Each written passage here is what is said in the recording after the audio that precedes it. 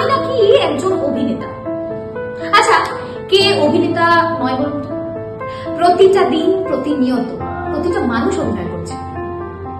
এই ধরুন প্রচন্ড কষ্টে আছি, মানে খুব কষ্টে আছি, কিন্তু তবুও আমাকে দাঁত বার করে সকলের সামনে হাসতে হবে অবশ্যই।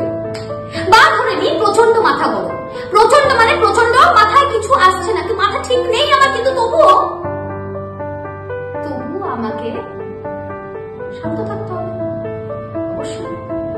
বা ধরে নি অনেক খুশি আছি, বহুদিন পরে অনেক খুশি আছি,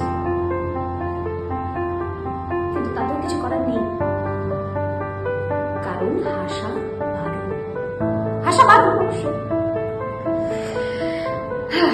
এই জীবনের প্রতিটা মানুষের কাছে না আমি বোধহয় হেরে গেছি।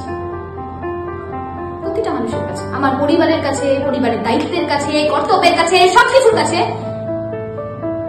আমি হেরে গেছি। আসলে কোনোদিনও কোনো কাজেই তো আসেনি, কোনো কাজেই আসেনি।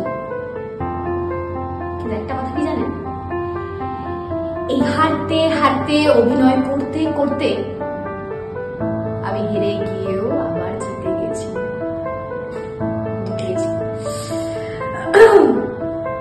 কারণ আমি তো একজন অভিনেতা মাত্র না, মাত্র নয়, এই অভিনয়, লাইট, সেট, মিউজিক, কোরিওগ্রাফি সব নিয়ে আমাদের কাজ, আমাদের থিয়েটার। আর সেই থিয়েটারে নিজের জায়গা তৈরি করার সময় কিন্তু চলে এসেছে, সময় এসেছে মঞ্চ দখল করার। রেডিও বেনাম আর বেনাম ফিল্মস এনেছে থিয়েটার কম্পিটিশন। তাহলে দেরি কিসের? সবকিছু নিয়েই এবার লড়াই হোক, লড়াই হোক, দখল হোক।